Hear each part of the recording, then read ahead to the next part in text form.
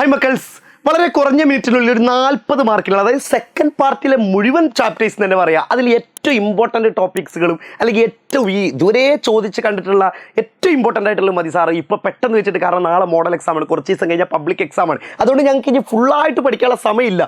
എനിക്കറിയണം നിങ്ങളുടെ സ്ഥാനത്ത് നിന്നിട്ടാണ് ഞാൻ കാണുന്നത്. അതുകൊണ്ട് ഓരോ ചാപ്റ്ററിൽ 2 ക്വസ്റ്റ്യൻ പഠിക്കാൻ പറ്റുമോ? ഓരോ ചാപ്റ്ററിൽ 1 ക്വസ്റ്റ്യൻ പറ്റുമോ? എന്നാ പിന്നെ അങ്ങനെ കണ്ടോ. അത് പറ്റില്ല എന്ന് പറഞ്ഞാൽ അത് മോശമല്ലടാ. അപ്പോൾ നോക്കാം, നമുക്ക് നമ്മുടെ 12ാമത്തെ ചാപ്റ്ററിൽ ഫ്രീഡം എന്നുള്ള ചാപ്റ്റർ ഉണ്ടല്ലോ. 12ാമത്തെ ചാപ്റ്റർ, അതായത് 2 പാർട്ടായിട്ടൊക്കെ പൊളിറ്റിക്സ് തിരിച്ചിട്ടുണ്ട്. കുഴപ്പമില്ല, ചില സ്കൂളിലൊക്കെ അങ്ങനെ പറഞ്ഞിട്ടുണ്ടോ. 12ാമത്തെ ചാപ്റ്റർ നമ്മൾ ചെയ്തിട്ടുണ്ടാവും 2.2 എന്നൊക്കെ പറയാറുണ്ട്. കുഴപ്പമില്ല. 12ാമത്തെ ചാപ്റ്ററിൽ നിങ്ങൾ നോക്കുന്നത് ഈ ഹാം പ്രിൻസിപ്പിൾ ഉണ്ടല്ലോ, ഹാനി സിദ്ധാന്തം, ഇതിനെപ്പറ്റി മക്കൾ ചോദിക്കാറുണ്ട്. ചോദിച്ച് കണ്ടിട്ടുള്ളതായതുകൊണ്ട് ഞാനത് ഇട്ടുന്നത് ഹാം പ്രിൻസിപ്പിൾ. അപ്പോൾ അത് നോട്ട് ചെയ്തൊക്കെ ഒരു പേപ്പറിൽ എഴുതി വെച്ചോളൂ. നിങ്ങൾ പഠിക്കേണ്ടതാണ്. പഠിച്ചിട്ടില്ലെങ്കിൽ നഷ്ടം, തീരാ നഷ്ടം. നോക്കണം, ഹാം പ്രിൻസിപ്പിൾ, ഹാനി സിദ്ധാന്തത്തെ പറ്റിയിട്ട് എഴുതണം. ഓക്കെ, ജോൺ സ്റ്റുവർട്ട് മില്ലാണ് ഇതിൻ്റെ കൊണ്ടുവന്ന ആൾക്കാർ എന്നൊക്കെ പറഞ്ഞിട്ടുള്ളൊരു സാധനമാണ്. ഓക്കെ, ജോൺ സ്റ്റുവർട്ട് മില്ലാണെന്നൊക്കെ മനസ്സിലാക്കി വെക്കുക. ജോൺ സ്റ്റുവർട്ട് മില്ലാണ്. പിന്നെ അതുപോലെ തന്നെ സ്വാതന്ത്ര്യത്തെ പറ്റി ഓൺ ലിബർട്ടി എന്ന പുസ്തകത്തിലൂടെയാണ് അദ്ദേഹം ഈ ഹാനി സിദ്ധാന്തത്തെ പറ്റിയിട്ട് പറയുന്നത്. അതൊക്കെ എന്ത് ചെയ്യണം, നോക്കി വെക്കണം. പിന്നെ 2 തരം, അപരസംബന്ധിതയായ പ്രവൃത്തി, സ്വസംബന്ധിതയായ പ്രവൃത്തി, self regarding action, other regarding action. ഇതൊക്കെ മൂപ്പര് ഈ ഹാനി സിദ്ധാന്തത്തിലൂടെ പറഞ്ഞ കാര്യങ്ങൾ. പിന്നെ ഈ ബുക്കുകളെ പറ്റിയിട്ട് എന്ത് ചെയ്യണം, മക്കൾ കുറച്ച് പഠിക്കണം. ഈ ബുക്കുകൾ കണ്ടോ, ഈ ബുക്കുകൾ സ്വാതന്ത്ര്യത്തിലേക്കുള്ള ദീർഘനടത്തം ആരുടേതാണ്? ഭയത്തിൽ നിന്നുള്ള മോചനം ആങ് സാങ് സൂക്കി, സ്വാതന്ത്ര്യത്തിലേക്ക് John Stuart Mill, Hind Swaraj, Mahatma Gandhi. ഈ ബുക്കുകൾ എന്ത് ചെയ്യണം, കുറേ ബുക്കുകൾ പഠിക്കുന്നത്. ഇത് ഒറ്റ കാര്യം ഇതങ്ങോട്ട് പഠിച്ചു വെച്ചാൽ മതി. കണ്ടോ, ഇതെൻ്റെ ഇംഗ്ലീഷ് കേട്ടോ. ഓക്കെ, ഇനി അപ്പോൾ അത് കഴിഞ്ഞു. ഇനി 13ാമത്തെ ചാപ്റ്റർ ഇക്വാലിറ്റി, സമത്വം എന്നുള്ള ചാപ്റ്ററിൽ എന്തൊക്കെയാണ് ചോദ്യം?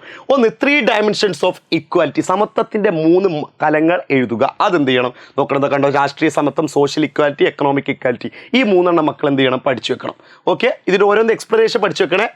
ഇനി അടുത്ത, how can we promote equality, സമത്വം എങ്ങനെ നമുക്ക് വളർത്തിയെടുക്കാം, ഇക്വാലിറ്റി എങ്ങനെ വളർത്തിയെടുക്കാൻ പറ്റും, സമത്വം എങ്ങനെയൊക്കെ നമുക്ക് എന്ത് ചെയ്യാൻ പറ്റും, വളർത്തിയെടുക്കാൻ പറ്റുമെന്നുള്ളതും എന്ത് ചെയ്യണം, നോക്കി വെക്കണം കേട്ടോ. പിന്നെ അതുപോലെ തന്നെ നമുക്ക് നോക്കാനുള്ള മറ്റൊരു സംഭവമാണ് ഇനി ആ ചാപ്റ്റർ കഴിഞ്ഞു. അപ്പോൾ ഏറ്റവും ഇമ്പോർട്ടൻ്റ് ഇനി 14ാമത്തെ ചാപ്റ്റർ സോഷ്യൽ ജസ്റ്റിസിലേക്ക് കഴിഞ്ഞാൽ കോൺസെപ്റ്റ് ഓഫ് ജസ്റ്റിസ് എന്താണെന്നും 3 പ്രിൻസിപ്പിൾസ് ഓഫ് ജസ്റ്റിസ്, നീതിയുടെ 3 പ്രിൻസിപ്പിൾസ് അല്ലെങ്കിൽ തത്വങ്ങൾ എഴുതാൻ വേണ്ടിയിട്ട് ചോദിച്ചിട്ടുണ്ട് കേട്ടോ. അതെന്തിരുന്ന കണ്ടോ, equal treatment four equal, proportionate justice, recognition of special need. ഇതാണ് 3. ഇതെന്ന് മനസ്സിലാക്കി വെക്കുക. ഇനി അടുത്തയിലേക്ക് നമ്മൾ പോയി കഴിഞ്ഞാൽ അവകാശങ്ങൾ, റൈറ്റ്സ് എന്നുള്ള ചാപ്റ്ററിൽ നോക്കി ഡിഫറെൻറ്റ് ടൈപ്സ് ഓഫ് റൈറ്റ്സ്. ഏറ്റവും ഇമ്പോർട്ടൻ്റ്, ഇത് പഠിക്കാതെ പോകരുത് മക്കൾ. ഡിഫറെൻറ്റ് ടൈപ്സ് ഓഫ് റൈറ്റ്സുകളുണ്ട്. Political rights. ഇതിൽ ഓരോ റൈറ്റ്സുകളും ഓരോ, അതായത് ഇപ്പോൾ വോട്ടവകാശം ഏതാ, പൊളിറ്റിക്കൽ റൈറ്റ്സ്.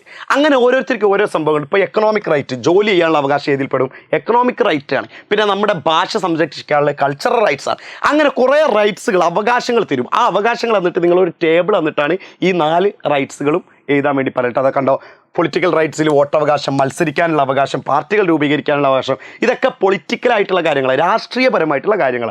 അങ്ങനെ 4 ടൈപ്പ് റൈറ്റ്സുകൾ എന്ത് ചെയ്യണം, ആ ചാപ്റ്ററിൽ പഠിക്കണം. അത് കഴിഞ്ഞു. ഈ സിറ്റിസൺഷിപ്പ് 16ാമത്തെ ചാപ്റ്ററിലോട്ട് പോയി കഴിഞ്ഞാൽ മക്കളെ, 1 ഇന്ത്യൻ സിറ്റിസൺഷിപ്പ്, ഇന്ത്യൻ പൗരത്വം ആർജിക്കുന്നതിനുള്ള ഇതൊക്കെ എന്തൊക്കെയാണ്, ഇന്ത്യൻ പൗരത്വം നേടുന്നതിനുള്ള മാർഗ്ഗങ്ങൾ എന്തൊക്കെയാണെന്നുള്ളത് നോക്കി വെക്കണം. പിന്നെ ഗ്ലോബൽ, പിന്നെ അതുപോലെ തന്നെ യൂണിവേഴ്സൽ സിറ്റിസൺഷിപ്പ് അതിൽ നോക്കിയാൽ മതി കേട്ടോ.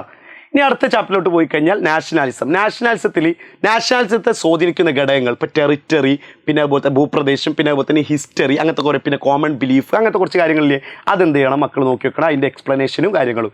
പിന്നെ ഇതൊരു എക്സാമിന് ചോദിച്ചിട്ടുള്ള ഡിസ്കവറി ഓഫ് ഇന്ത്യ, ഇന്ത്യയെ കണ്ടെത്തൽ ആരുടേതാണ്, ജവഹർലാൽ നെഹ്റുവിൻ്റെ ബുക്കാണ്. ഇനി സെക്കുലറിസത്തിൽ നോക്കാനുള്ളത് 1 അന്തർമതമേധാവിത്വവും ആന്തരിക മതമേധാവിത്വവും, ഇൻ്റർ റിലീജിയസ് ഡൊമിനൻസും ഇൻട്രാ റിലീജിയസ് ഡൊമിനൻസും, അതെന്താണെന്ന് മനസ്സിലാക്കി വെക്കുക. പിന്നെ അതുപോലെ തന്നെ Indian western secularism, western secularism, Indian മതേതരത്വവും പാശ്ചാത്യ മതേതരത്വവും തമ്മിലുള്ള വ്യത്യാസങ്ങൾ എഴുതുവാനും എന്ത് ചെയ്തിട്ടുണ്ട്, ചോദിച്ചിട്ടുണ്ട് കേട്ടോ. ഓക്കെ, അപ്പോൾ അതെന്ത് ചെയ്യണം, നോക്കി വെക്കുക.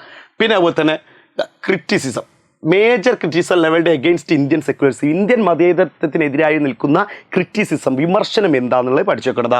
Anti religious, western impact, interventionist, vote bank policy, minority, ഈ കാര്യങ്ങളൊക്കെ അത് എക്സ്പ്ലെയിൻ ചെയ്യണം. ഇനി 19ാമത്തെ ചാപ്റ്ററിൽ പീസിലേക്ക് പോയി കഴിഞ്ഞാൽ, സമാധാനത്തിലേക്ക് പോയി കഴിഞ്ഞാൽ, 1 സ്ട്രക്ചറൽ വയലൻസ്, ഘടനാപരമായ ഹിംസ വിശകലനം ചെയ്യുക. പാട്രിയാർക്കി, കാസ്റ്റ് സിസ്റ്റം, അങ്ങനത്തെ കുറച്ച് കാര്യങ്ങളില്ലേ, കൊളോണിയലിസം, റേസിസം, കമ്മ്യൂണലിസം, ഇതൊക്കെയാണെന്ന് മനസ്സിലാക്കി വെക്കുക കേട്ടോ. ഇനി ലാസ്റ്റ് ചാപ്റ്ററിലേക്ക് കഴിഞ്ഞാൽ ഡെവലപ്മെൻറ്റിൽ മക്കൾ നോക്കി വെക്കേണ്ട ഇതൊക്കെയാണ്.